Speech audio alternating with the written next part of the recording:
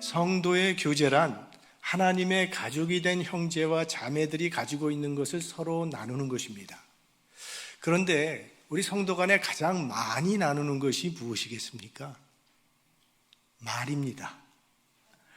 우리가 주고받는 말이 참 좋은 말을 서로 주고받게 되면 신앙이 생활이 기쁘고 즐겁죠.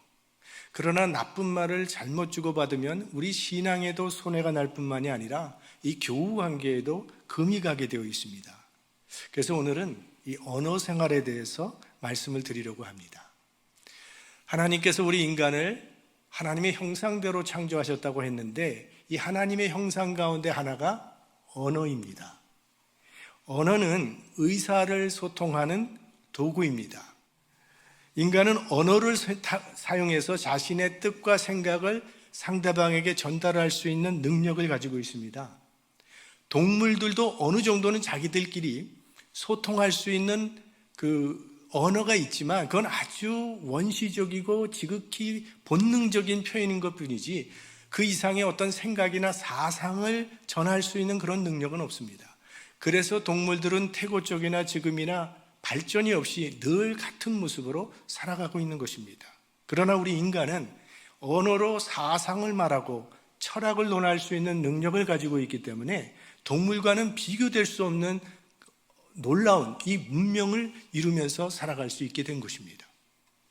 그러니까 언어는 하나님께서 우리 인간에게 주신 큰 축복입니다. 그런데 이 축복에는 반드시 따라오는 것이 있는데 바로 책임입니다. 복이 되려면 책임이 뒤따른다고 하는 사실을 우리는 기억해야 합니다.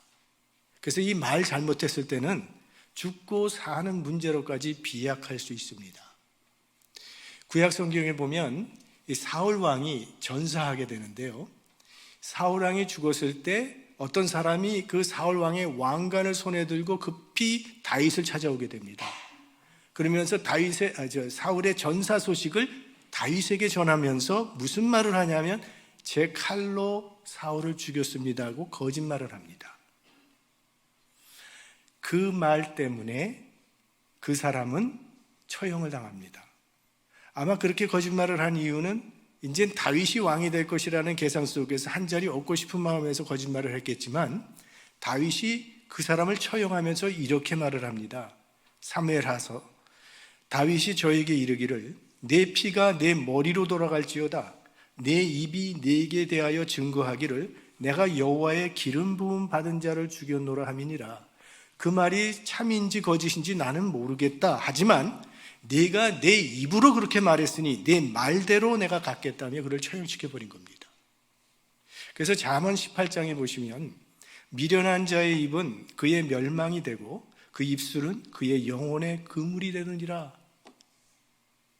그러나 또 말을 잘했을 때는 놀라운 평화와 은총이 내려지게 됩니다. 잠언 15장 1절 말씀 유순한 대답은 분노를 쉬게 하여도 과격한 말은 노를 격동하니라.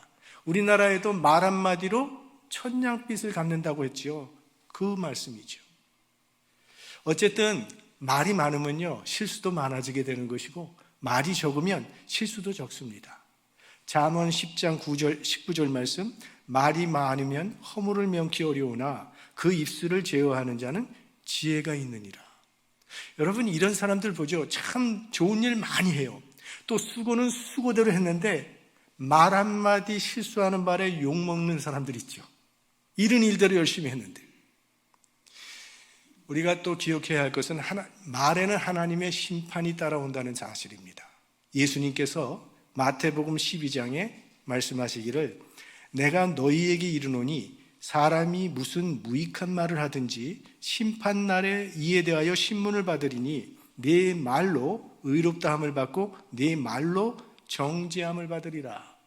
자, 이런 것들이 우리가 말에 대해서 알고 있는 상식입니다. 그래서 성경에는 말에 대한 교훈이 굉장히 많이 나옵니다. 구약에는 잠언이 대표적인 책이고 신약에는 이 야고보서가 대표적인 책입니다. 이 야고보서를 기록한 야고보 사도는 한 30년간 예루살렘 교회에서 목회를 한 경험이 있는 사람입니다.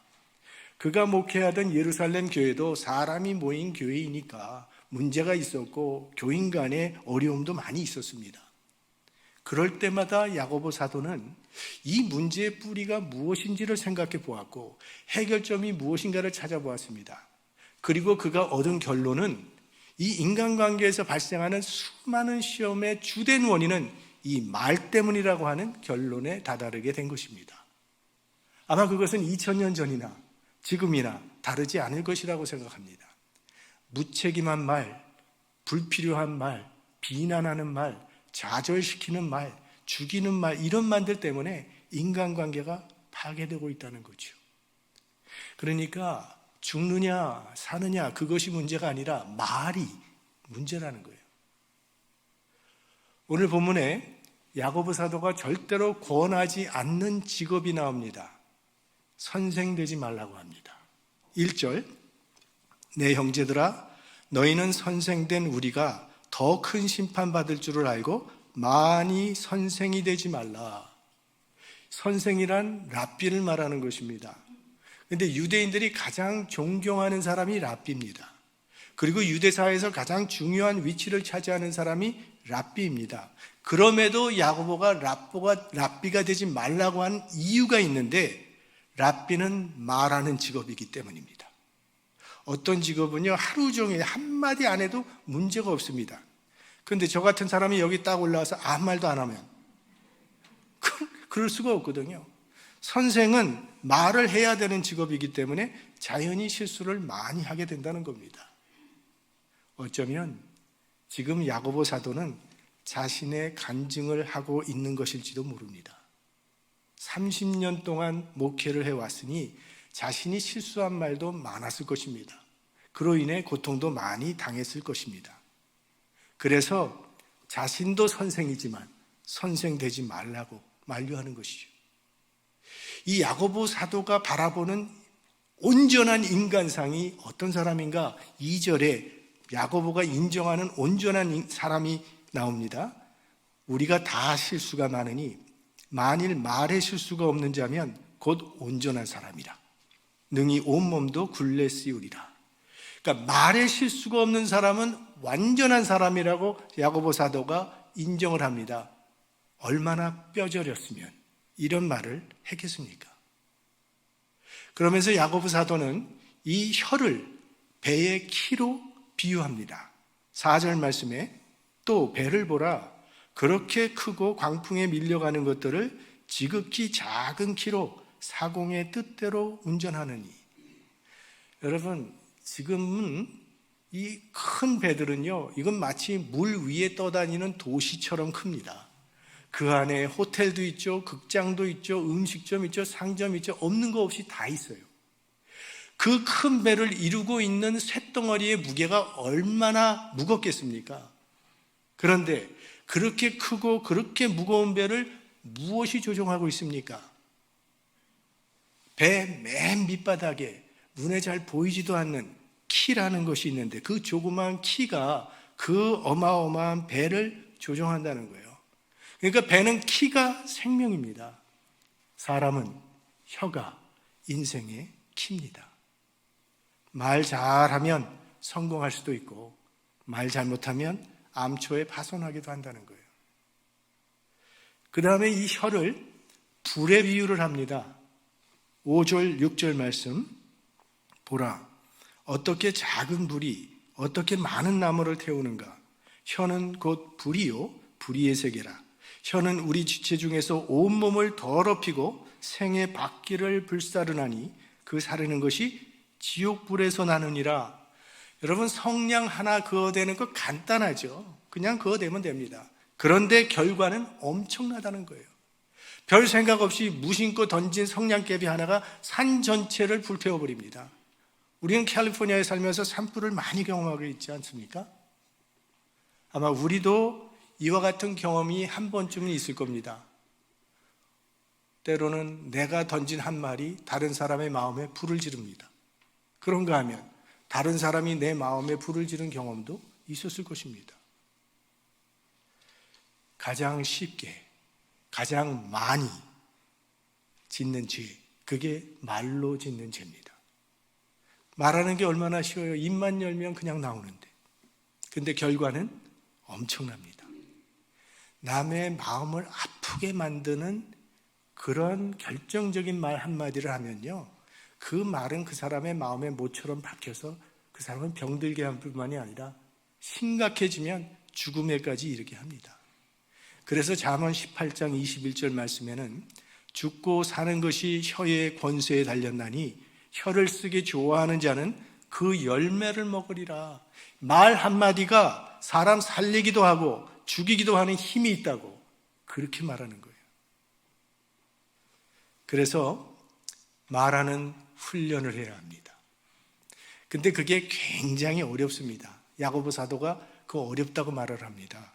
7절 8절 말씀, 여러 종류의 짐승과 새며 벌레와 해물은 다 길들므로 사람에게 길들었거니와 혀는 능히 길들일 사람이 없나니 쉬지 아니하는 악이요 죽이는 독이 가득한 것이라. 이 세상에 여러 종류의 동물이 있는데 우리 인간들은 그 동물들을 길들여서 사용하고 있습니다. 소라는 동물을 잘 길들여서 농사 짓는 데 사용하고 있습니다. 말이라는 동물을 길들여서 교통수단으로 사용하고 있습니다. 개를 잘 길들여서 사냥하는 데 사용하기도 합니다. 맹수까지도 길들이지 않습니까? 서커스에 가보면 호랑이, 사자, 코끼리 다 길들여요. 여기서 멀지 않은 샌디에고 시월드에 가면 돌고래 쇼를 보지 않습니까? 물개쇼, 그런 것들이 다 인간의 손에 길들여져서 그런 쇼를 해요. 보통 거의 모든 동물들은요, 훈련을 통해서 길들이는 것이 가능하다고 합니다. 그도 그럴 것이 창세기 하나님께서 인간에게 모든 생물을 다스리라고 하셨으니까 그게 가능한 것이 성서적이라고 생각합니다. 자, 모든 동물이 다 훈련을 통해서 길들여지는데 도무지 길들여지지 않는 것이 하나 있다고 야고보 사도가 말하는 겁니다. 우리 입안에 이거 잘 보이지도 않은 숨어있는 이 혀, 이게 길들여지지 않는다, 이런 얘기. 사실 우리 인간들은 어릴 때부터 수십 년을 학교를 다니지 않습니까? 그래서 지식도 많기 때문에 제일 잘 길들여질 것 같은데 도무지 길들여지지 않는다는 거예요. 자, 어떻게 하면 이 혀를 길들일 수 있을까요? 성경에서 몇 가지로 그 답을 찾아봤습니다. 한 9가지를 말씀드릴 텐데요. 평소보다 굉장히 길구나라고 생각하실 텐데, 그런데 많이 줄인 거예요, 이게. 성경의 말에 대한 얘기가 굉장히 많이 나옵니다. 이거 다 하려면 오늘 안 끝나요. 그래서 9가지만 말씀을 드립니다. 첫째, 침묵을 배워야 합니다. 잠언 17장 27절, 말을 아끼는 자는 지식이 있고 성품이 냉철한 자는 명철하니라. 침묵은 금이요 웅변은 은이라. 무슨 말씀입니까? 침묵이 말보다 더 귀하다는 그런 의미입니다. 한 현인은 나는 말한 다음에 후회한 적은 있지만 침묵한 후에 후회한 적은 없다고 그렇게 말했어요. 침묵의 훈련을 잘 쌓은 사람의 입에서 나오는 말은요, 권위가 있습니다. 세례 요한, 그는 광야에서 살았어요. 광야에서 그가 대화할 수 있는 유일한 상대는 하나님밖에 없었습니다. 그래서 세례 요한이 입을 열었을 때 그의 말에는 권위가 있었고, 그렇게 많은 사람들이 그의 권위 있는 소리를 듣고자 광야로 찾아왔던 것입니다.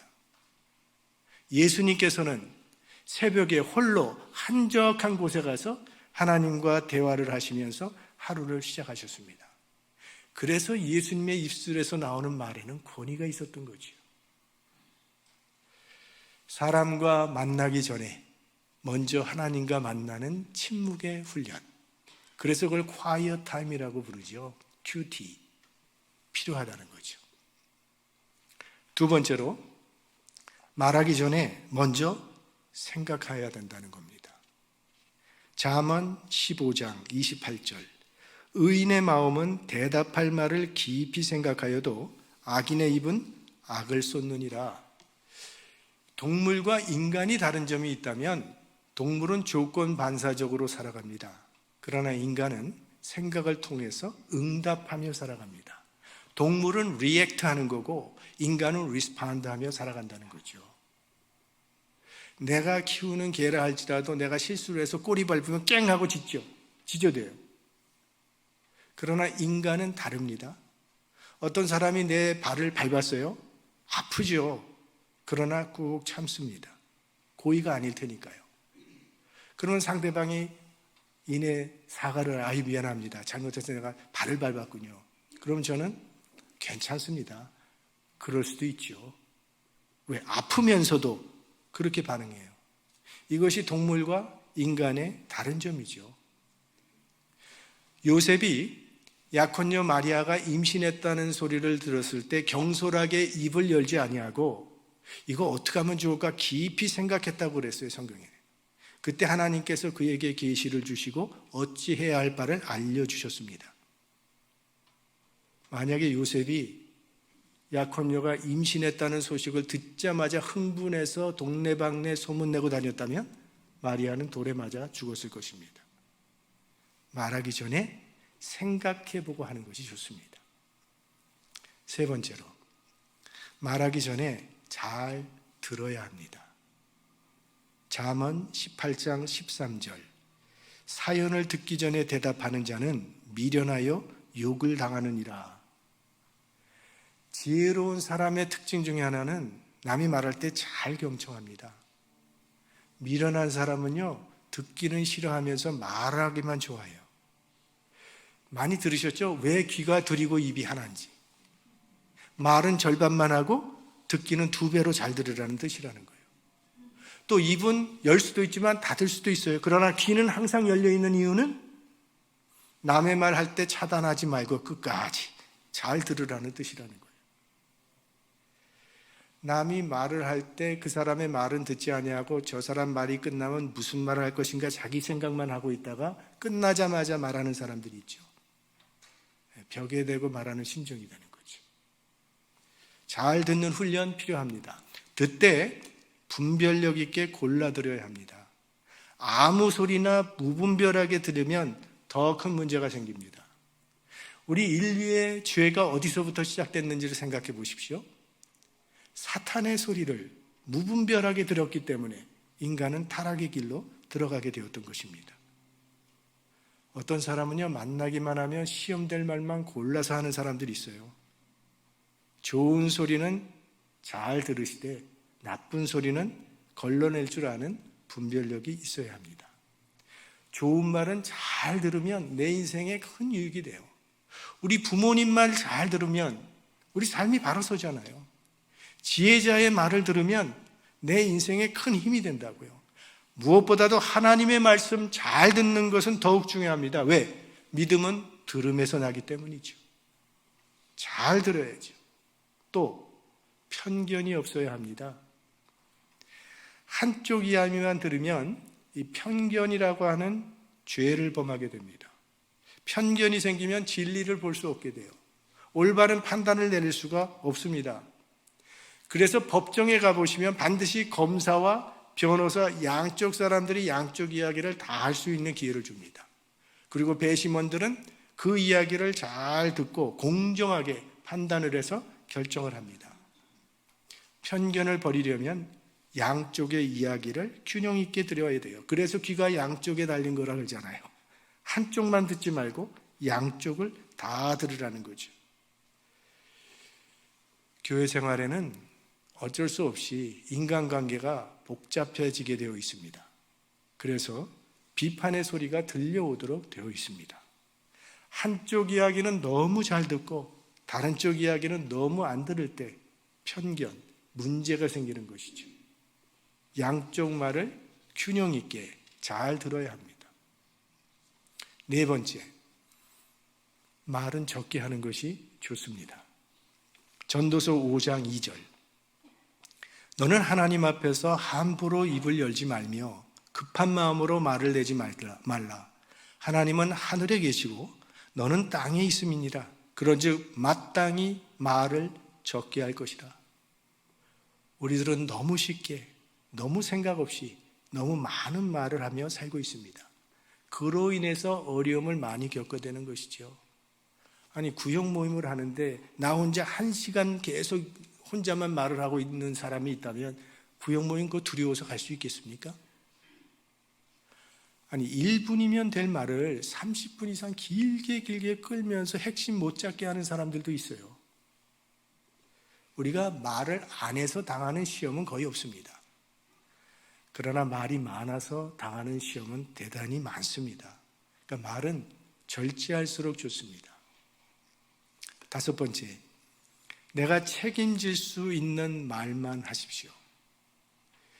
때로 우리들은 이거 들은 이야기라고 하면서 나는 책임이 없다는 듯이 마음껏 이야기하는 경우가 있습니다. 내가 하는 말은 내 말이든 다른 사람에게 들은 말이든 내가 책임질 준비를 하고 해야 합니다. 아니면 그만이라는 이 무책임한 태도 때문에 우리가 지금 살고 있는 사회가 얼마나 아픔과 갈등과 분열을 겪고 있습니까?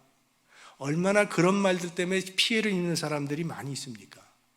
책임질 수 있는 말만 해야 합니다.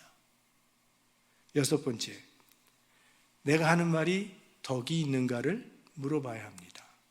내가 이 말 할 때 저 사람에게 유익할까?